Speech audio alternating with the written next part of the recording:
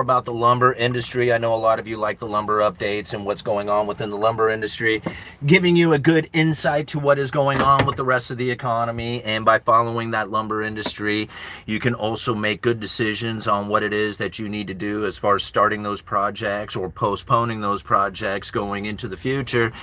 Understanding what's happening within the lumber industry can give you a much better idea on what it is that you need to do going into the future. So what's going on with lumber right now is not much different from what we have experienced over the last year or even going into about 2 years now, in that mill curtailments are still quite prevalent within this industry. Now, mill curtailments is when they shut down operations or at least cut back on operations in order to keep the inventory levels low enough that the demand would then keep the prices elevated. When you have lumber trading under $550 per thousand, many mills out there cannot be operating at that low price and still be profitable. In fact, most of them are not going to start cutting a profit until they get it up over $550 per thousand. So when you have lumber futures trading down under $550 and then now closing, the September contract closed at, I believe, at $545, this is a bad sign for the mills. And mill curtailments are now quite prevalent within this industry. In fact, I just saw where West Fraser, Interfor, and I believe Weyerhaeuser are all announcing curtailments throughout the rest of the year. So the next couple of months do not look any better for bringing any kind of decent supply to this industry. Not that there's a lot of demand taking place, and that's the problem that we are now facing, is the low demand.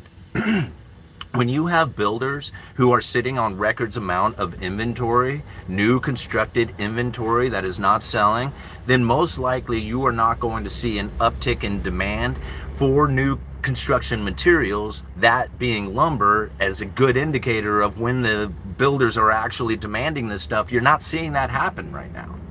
If those builders are sitting on records amount of inventory, it's going to take time to move through that inventory before they are going to be excited about starting again, starting new construction, new projects, taking out those building permits. So until that day happens, the lumber prices are most likely going to stay suppressed. They are going to stay very low on account that the demand is not there. Even if the mills are cutting back and curtailing development, until the demand picks up, you're not going to see the prices increase. And this is the problem that we are going to face going into the future, is that at some point, right, at some point, that demand will pick up. And when it does, I don't believe that there's going to be a lot of lumber in the inventory supply chain in order to fulfill any kind of increase or any kind of significant increase in demand. So if we see, if happens to be going into the future, that we see the Federal Reserve cutting interest rates and delivering that interest rate cut with a stimulating message of easing monetary policy, then most likely what you will find is that mortgage rates will continue to come down, very much like we have experienced over the last few weeks with the credible threat of the Federal Reserve lowering interest rates. This has actually bled into the mortgage market, bringing mortgage rates down, which is then bringing the buyer to the table. Now, is that significant yet? Like saying, oh man, look, we had this major turnaround? No, I'm not saying that at all. All I am saying is that the credible threat of the forward guidance delivered through the signaling of the Federal Reserve has started to lower mortgage rates, which is then going to start bringing activity to the purchasing of those new constructed homes that the home builders are sitting on. When that starts to happen in a significant way, if the mortgage rates come down, significantly, and I don't even have to know how much significance that really is to bring in a decent amount of buyers, those builders are going to start churning that inventory. They're going to start selling that inventory off, and when that happens, they're going to get excited about building again. We're looking for that moment, right? Are we seeing it yet? No, not yet. Is it set up to happen? Maybe. We're going to find out. There's still time will tell as we go into the future and what it is that's going to happen with the Fed and the adjustment of interest rates and the delivery of the message that comes with it, because that is going to be the profound impact that the market is looking for, is that message that comes with the Federal Reserve rate adjustment. So again, this is something that I try to share with you on a regular basis, is the things that I am seeing within the lumber industry to be very telling of what is going on with the broader economy. by following lumber prices and what it is that is a demand for that lumber, we can find how that actually is a sign of what is taking place in the broader economy. If there's a lot of activity happening within the lumber industry, if there's a lot of demand for it, then most likely you have an economy that is doing fairly well. All things being equal, if you see this suppressed, then most likely the economy is not doing well. Lumber is a great indicator of this. All right, we're going to keep the beginning a little short and kind of go through some of these comments here and see if we can answer any questions. Prices are way down from COVID, like 25% of the cost for subfloor. Well, like right now, I'm selling half-inch CDX plywood. Now, CDX plywood is a sheathing that goes on the outside of the building before all the windows and doors and siding and all that other stuff goes on. It's like the skin. So you got the 2x4s, 2x6s, that's like the skeleton, the framing, and then the sheathing, which is like a half-inch CDX, sometimes it's 7/16 OSB or maybe another type of plywood. That's the sheathing, the skin that goes on the outside. Now, at its peak, I was selling half-inch CDX, or I had it for sale, right? There's a difference. I had it for sale at about $80 a sheet. Today, it's running around, I don't know, just shy of $25 a sheet. So it's a dramatic drop from its all-time high. 2x4s, had them at $13.50 at the peak. Right now, they're selling at $3.89. From $13.50 to $3.89. Lumber is cheap. There is no inflation in lumber, not at all. In fact, the prices that we are experiencing today are less than they were back in 2018. Think about that for just a minute, right? Lumber prices are incredibly down, like super cheap. And if there was any time that you would ever want to buy into lumber, now is it. There's not a lot of inventory. Prices are down. Mill curtailments is prevalent. $5.50 per thousand is about as low as it gets before these mills want to shut down. So if you're buying at this rate, at this time, most likely you're probably getting a pretty good deal. Could it go down cheaper into the future? Absolutely, right? I mean, absolutely. Prices can go, who knows where they could go, right? But if you look at it comparatively to where we've been over the last 12, 7 to 12 years, right? Has it been cheaper than this? Yeah. By much? No, not really. This is about as cheap as it gets. All right, clean shave comes before all. All right, you must believe a guy with a fresh haircut. My number one requirement, works at a lumber store, is secondary. You guys like the haircut? It looks good, doesn't it? Yeah. All right, I think I remember 2x4s at around $250 per pre-pandemic. Yeah, they got really cheap there for a minute. There was a complete collapse of the entire lumber prices back in 2019, towards the end of 2019, and which we saw like British Columbia pretty much shut down. Like they shut down so many operations, it was unreal.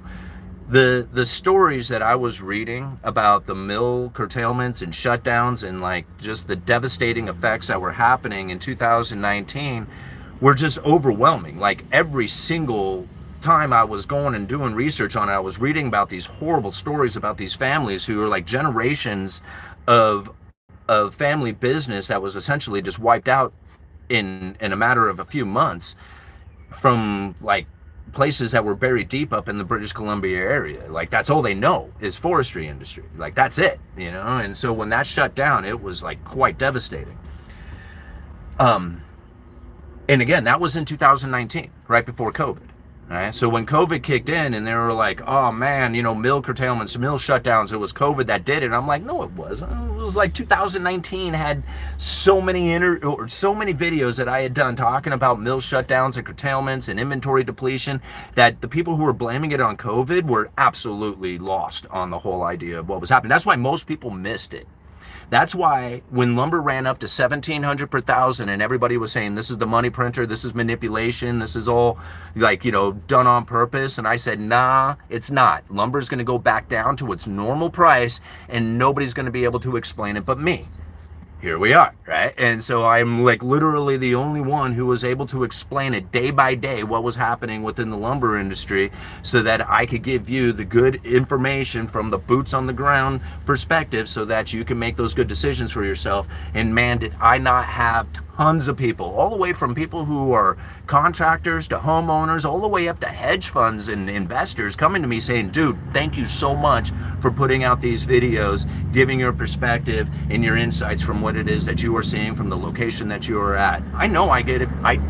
Not to brag, I just know I did it better than anybody else did. Everybody else thought it was a manipulation or something else, and I'm like, you should just go watch my videos. Like, I've been talking about it for years leading up to the big event of 1,700 per thousand, and you know, lumber prices just blowing everybody out of the water. All right.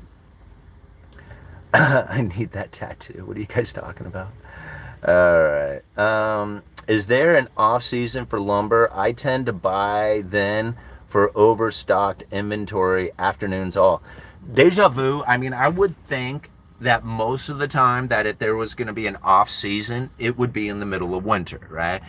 Generally, most 2x4 lumber is for framing purposes, right? So when people are like, oh man, I got a buddy with the mill, we're going to produce all this lumber, it's like, maybe. You have to have it graded in order to, you know, it has to meet a certain requirement in order to be used as a framing material to build or construct a house. If you're talking trim or some of the other, like maybe outdoor projects, it isn't necessarily the construction of the house, then all that stuff, yeah, you can mill all that kind of thing up. But when it comes to the actual 2x4s and 2x6s and framing lumber, that has to come from a particular species and grade, has to be inspected, has to meet these requirements in order to be used as an actual building material. So if you think about it, during the summertime, this is when those projects want to go forward, right? They want to put the framing together so that it can be dried in by the wintertime. And so during the wintertime, you don't have as much demand for framing lumber. But it doesn't mean that they don't frame in the middle of winter. I mean, you can frame a house any time of year, even in, you know, some pretty harsh weather, you can still get these houses, you know, constructed. So the demand for lumber in the summer is much higher than it is during the winter, but it doesn't mean that the wintertime doesn't have any demand at all. There's still demand in the wintertime as well. And really, if the opportunity is right, then there's no point in waiting for the summertime. Like, you know, you can start in the winter if you want. Yeah. All right, I only use 2x2 S4S to frame, S4S smooth 4 sides. Yeah. All right. My city trash can broke, so I ordered another one. They brought me a smaller one. Shrinkflation in my trash can. Damn, pondering. That's terrible. What did pondering say? When gold goes down, do you think the depression starts? No, because I think when gold goes down, that is most likely people getting out of the fear. Like, gold rises on fear and worry, and, you know, like that not knowing where it is that you should park your money, so they put it into gold. Like, that's when you see gold rising like that, that's generally people who are very fearful of the outcome, trying to figure out a safe place to store their money to wait it all out. You know, that's kind of like what I see coming from gold. So if gold is like going down, unless it's like a deflationary event that is happening, most likely I'm going to assume that it's the market not as worried, and they're getting out of gold so that they can get into a position that is going to have some sort of return to it. Because gold doesn't have a return, right? It just sits there, and maybe one day you will be able to sell it off for a higher price. Now, if that's the case, you're going to have to look at it in two different fashions. One of them is it's inflationary pressure that's going to cause this to take place. Right? People are very worried about inflation and the prices losing their purchasing power, so they move into gold. Or they're worried about the safe haven aspect of it, where they're not sure about which country they need to be invested in, what stock, what real estate, whatever, so they just get out of it altogether and they get into gold. So those are like the worrisome kind of aspects of it, the fearful, you know, kind of thing taking place. if you eliminate the fear, if you get rid of like the tariffs, you start lowering interest rates, and not out of a desperation, but lowering interest rates out of general support for the economy, most likely what you are going to find is people not worried. They won't deploy their money into gold, and they will put it into something that is going to have a return. All right. But if the worry is high, if they're like concerned about it, if the Fed delivers the message that says, hey, we're very concerned about the economy, at that case, then I would assume that you could find gold actually going up in price. But it comes down to like the fear and anxiety that the people are feeling. Yeah? And if they need to get out of the dollar so that they can protect themselves to get into gold. This is really what I see going on out there. Now, me personally, I don't look at it that way. I just look at gold and silver as an insurance policy away from that third-party claim. I don't think about the price of it. I just think about how much I have. Like, how many ounces do I have? How many ounces can I get going into the future so that I can stock up even more of them? And maybe one day when I'm 80 years old, it can fly up to hundreds of dollars an ounce, talking about silver, and I'll be able to, have a decent retirement off of it. If it doesn't, then I'll have something that I can give to my kids. But to me, like looking at the short-term gains of silver or gold, I think that's a little complicated to try and do, especially when you got premiums to pay and there's, it just gets really complicated very fast on that kind of thing. But does it work? Sure. I mean, it can work for some people. Me, I look at it as an insurance policy. Some people look at it as an investment. Investment's a lot more complicated than an insurance policy, but essentially we're doing the same thing, right? No safety meeting for me yet. I'm stuck in the airport for a few more hours.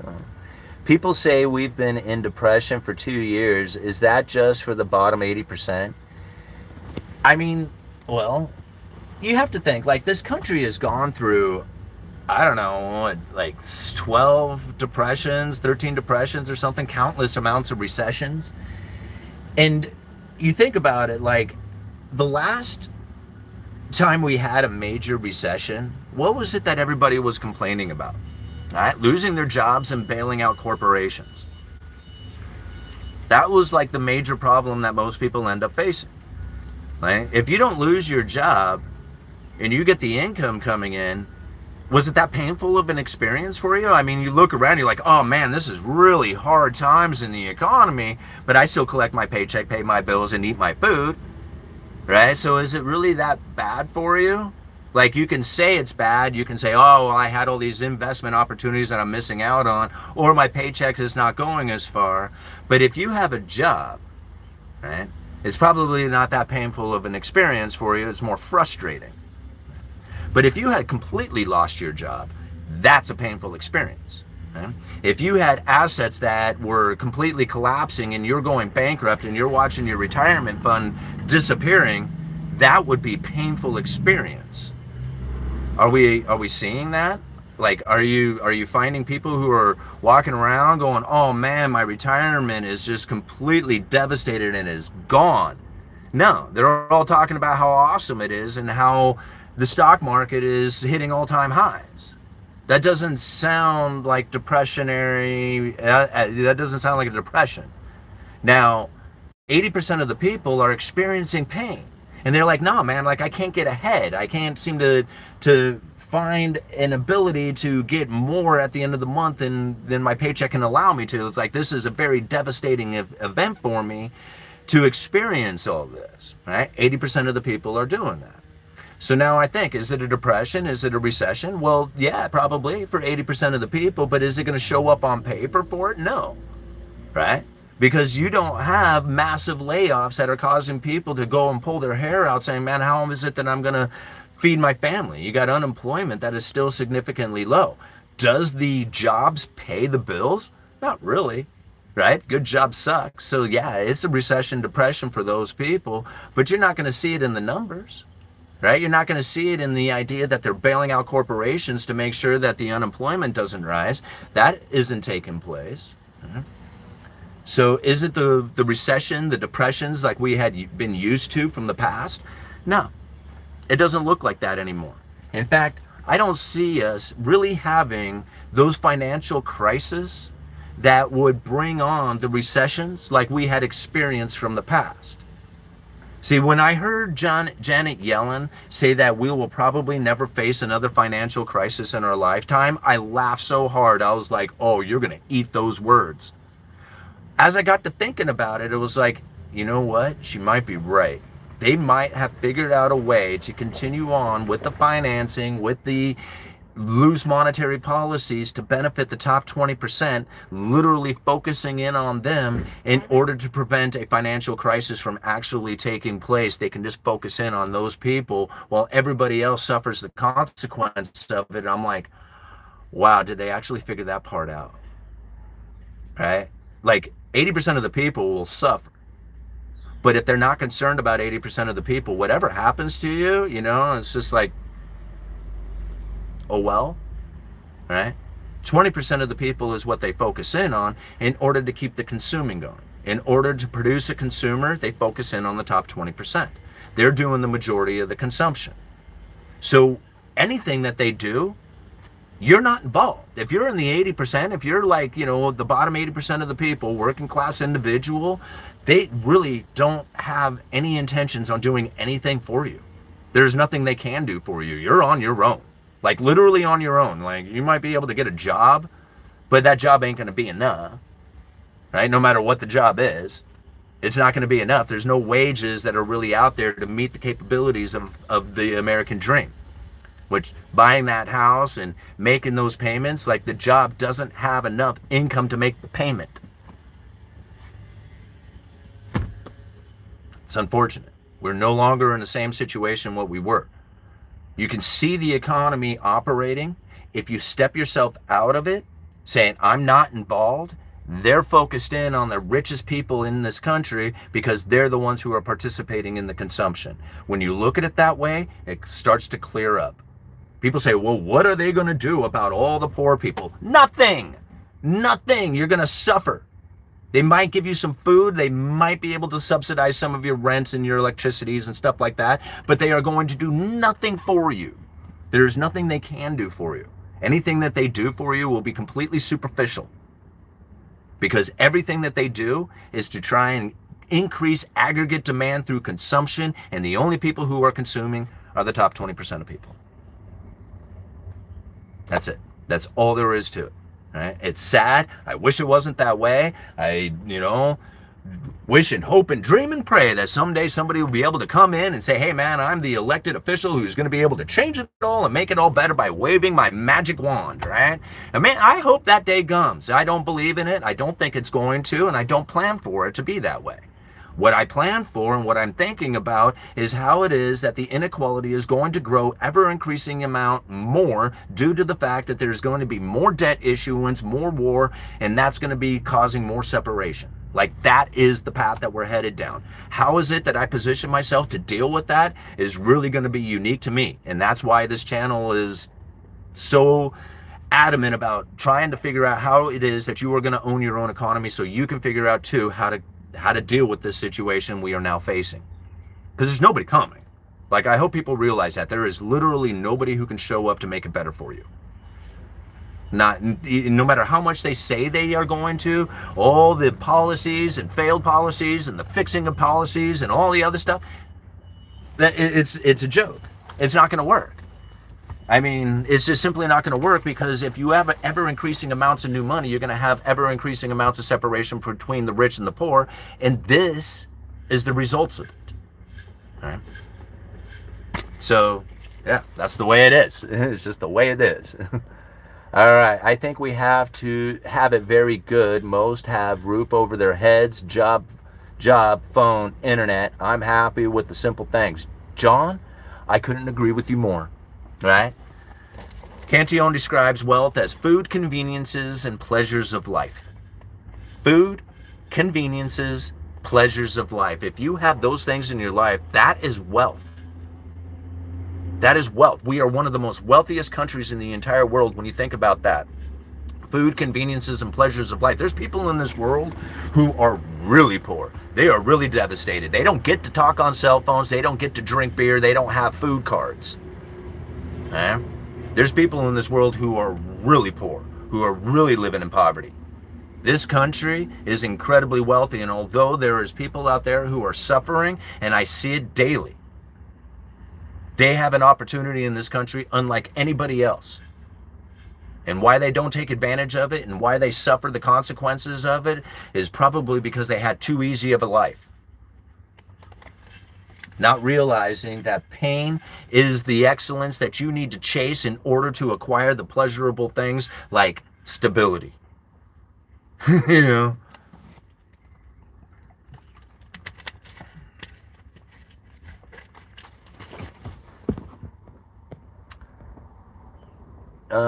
Wealth is the number of days forward you can provide your current living. Have you seen the movie They Live? They predicted in 2025 in the sci-fi movie. I don't think I did. Best part in Cantillon was when he explained that our definitions of luxury versus necessary vary. We can game that system by managing our standard of living. Absolutely, standard nursery. You are so right. And you know, to understand how it is that the luxurious experience that most people are striving for is literally the problems that we end up facing. It's because that move into luxury is the inevitable decline, right? And it's sad because most people want to work hard and then acquire something in their life to give them a better environment, right? More comfortable clothes, comfortable car, comfortable house, comfortable, like living more comfortably, right? And by doing that, they increase their standard of living, and by increasing the standard of living, so goes the problems with it. Once you have indulged into luxurious experience, it will begin to separate the rich from the poor. And although at first it's a great, you know, experience as people get to share in the money and the wealth and the rising of standard of living altogether, what most people don't realize is that it is creating a separation between the rich and the poor. And as people say, well, the poor just need to try harder. Well, the more you separate it, the harder it is for them to acquire the things that they need. If you don't believe it, just look at the average day job now, not enough to cover what it is that used to be so easy to get. With a regular day job and a little bit of discipline, you were able to acquire what would be considered the American dream. Those days are essentially gone. Can it still be done? Absolutely. I'm living proof that it can still be done, but the amount of effort that I have to go through in order to acquire those things is unreal comparatively to what it is that, you know, people of the 60s, 70s, and even into the 80s, and maybe even the early 90s had to do, right? It's not the same game anymore. It's much different, but the opportunities are so more abundant today than they ever have been. So that's why the day job doesn't do it anymore. It's because you have more opportunities to acquire what it is that you need in order to achieve that American dream, but most people don't take advantage of it. And because most people don't take advantage of it, and the some people who do, those some people who do are saying, hey man, you know, we're elevating ourselves away from you. You might want to do something about that. And they say, hey, don't do it. We should make laws to prevent you from doing that. And I'm like, come with us, would you? You know? Alright. I'm taking the blue pill next time. Alright. Ready Player One, that movie prediction is nearly complete. Huh. Alright. We Live, a rap video? Watch the movie Omen 3. Movie in Time is a good one. Wow, you guys are all up into the movies tonight. Alright. What happens after the last country on Earth goes into luxuries? Do we reset the whole world? I'm not sure what that means. Isn't there plenty of countries out there who have an opportunity to rise into an industrious nation? I mean, no, the last country to rise? No, because what's going to end up happening is by the time the last country rises, the first country will have fallen into poverty again, and so the cycle will just be switching. Most industrious to the most industrious, you know, who acquire all the wealth, and then eventually a redistribution of that wealth out there. I mean, at some point, the United States will lose the confidence of the entire world. The U.S. treasuries will not be accepted anymore. The dollar will fail. But I don't see it. I don't see it happening I mean, I see that as an inevitable outcome. but I don't see evidence of it happening at this point. Most people want to pinpoint down to like BRICS nations and this, and they say, oh, this is all the reasons why the dollar is failing. And I look out there and I say, no, it isn't. There ain't nothing that's replacing the dollar. That's not, until there's something else that shows up and says, hey, we are replacing the dollar, and not just a good idea. I mean, an actual replacement of the dollar appearing and showing up and doing it, not just somebody's concept of it. When that shows up, then I'll believe it. But until that happens, there's nothing to replace the dollar. Even other countries that say, hey, we want to do it, you're not going to do it either, because you don't have the safe and liquid asset to the abundance of the U.S. Treasury debt market is. There's just like literally nothing else out there. So I can just say that with confidence that nothing is replacing the dollar, because there's nothing out there to replace the dollar with. Period. End of story. Not gold, not Bitcoin, not BRICS, nothing. None of those things are going to do it, because there's just simply not enough of it to do all the transactions. I mean, if you were talking maybe depressionary event where nobody's working, nobody's trading, nobody's eating, everybody is dying, and there's poverty and famine and stuff like that. Okay, well then, yeah, maybe like the dollar won't be used for world transactions. All the gold and BRICS nations and all those people will be performing transactions. But because there isn't enough of it, we have a depressionary effect of it, because nobody would be able to sell their carrots to anybody else, because there's no currency to do it with. Right? That's just all there. Like, I mean, I don't know how else to explain it, but there's really nothing else out there to compete against what the dollar is doing. And when someday it will fail, it will happen, but I don't see it happening anytime soon, because there's really nothing out there to replace what it's doing. Death of the dollar in the West, i.e. witty 100 years predicted timeline like it was planned. Rise in straight up trading goods. Yeah, it'll be very inefficient and won't happen. I mean, it will happen in some cases, but for the most part, the only reason why the dollar works as well as it does is because it makes everything run smooth. You want to trade this bottle of water for a buck? Let's do it in dollars. Instantaneous trade, right? I mean, it's just like there's nothing else out there that is going to make the transactions run as smooth without a completely abundant elastic currency like the United States dollar is providing. Okay? Is it a good thing? No. Like, I'm not saying it's a good thing. All I'm saying is that if you want to be able to do this much transactions, you want to be able to do this much business, you want to be able to manufacture and sell your product without any kind of hesitation going into the market, then it's going to be done in a currency that is abundant enough to fulfill all the transactions. That's the dollar. UE, what's your thoughts on the U.S. government using Bitcoin to cover all debt and reset to zero? Russia government believes that's what the U.S. is doing. Is this possible? Thanks. No, I don't think so. I don't think so. How do you pay off all the debts? This is the thing. Everybody says, well, they can just pay off the debt. And I'm thinking, well, how do you just pay off the debt? Like all these people who have retirements and all these companies that are sitting with portfolios, they're all sitting on U.S. Treasury debt in anticipation that they're going to get paid back for that. You can't just imaginarily just pay off this debt. They have to be paid back. They have expectations on what they are going to do with that debt. If you make it so that that debt gets paid back just super easy and it just flows, here you go, you can just get paid back the debt. How much purchasing power is that going to have?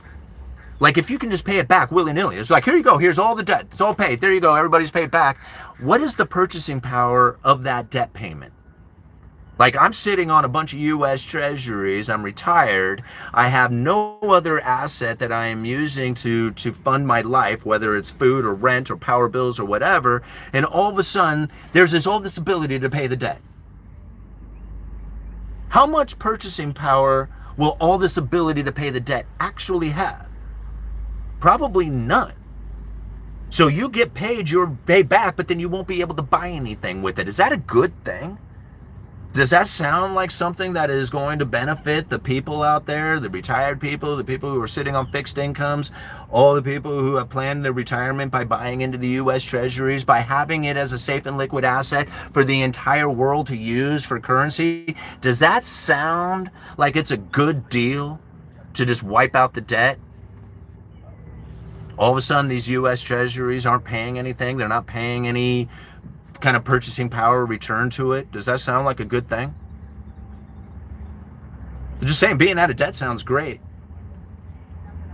But those U.S. treasuries are the safe and liquid asset. And if they're no longer safe and liquid, or they just don't have any purchasing power to it, then the whole system collapses and we're poverty stricken again. So no, they're not going to be paying off the debt. In fact, paying off the debt would be quite devastating. They Live was such a good movie. Gosh, you guys back into the movies. What time is it? All right, I got a few more minutes left here, and then I got to call it quits. All right, there is no fix, only an understanding of what is. Absolutely, Wayne. Absolutely. Debt is paid in the future, servitude, period. That's it. It's a promise to pay with future promises to pay. That's it. You can't pay it off. Even if you were to attempt to pay it off, there's not enough dollars to pay off all the debt. So there will still be debt in existence and not enough money to pay it off. That has an inevitable collapse at the end of it. How far out that is anybody's guess. Right? If you can come up with creative ways of financing into the future with negative interest rates and cashless society, who knows what this, who knows how far it could go and what it could look like. The movie They Live predicted, we already said this, 20% would rule in 2025. Oh, really? Did it? Right. Well, it seems to be taking place. The lack of an easy fix is an advantage to those willing to adjust themselves. You know, standard nursery, that is so true. All right, so before I call it quits, just want to give a shout out. We are doing a small meet and greet at Pier 39 this Saturday. I believe that's the 20th, at 10 o'clock, 10 a.m. to about noon. So if you guys are in the Astoria area this weekend, this is Saturday, September 20th, come on down to Pier 39. It's at the end of, down at the far end of Astoria, on the east side of Astoria, at the end of the docks. There's a coffee shop down there called the Coffee Girl. And we're going to hang out down there and talk economics for a little while. So anybody who wants to show up and just, chat for a while and just have a conversation, you're more than welcome to be down there. I'll be hanging out, like I said, between 10 and noon, for that. And, I encourage everybody to come check it out. We'll try and set these things up. We'll see how this goes. And then maybe in the future, we'll try and set up a little bit bigger event. Bring back meat bingo. Miles, I would really like to. And, if you join the channel, I might do some member-only meat bingo stuff. But, yeah, it was having it out there for public. And being in the bar, there was gambling and drinking and stuff like that going on in the background. So it kind of created a little bit of an issue. So before it became like a real issue, I just kind of ended the whole idea of it, so I didn't have to, face any consequences from anything that was happening. But I'm trying to bring that back. I'd really love to, because it was such a fun thing to have, By silver, platinum, and crystallized osmium. All right. I haven't been there in a while. I go tuna fishing in Westport and Newport now. Yeah? All right. Like and share. Hey, Neil. Hey, all-nighter. All right, you guys are awesome. Thank you so much for being here. Be sure and hit the like button. And, yeah, come check us out this weekend over at the Coffee Girl on Saturday down at Pier 39. All right, Uneducated Economist, you let me know.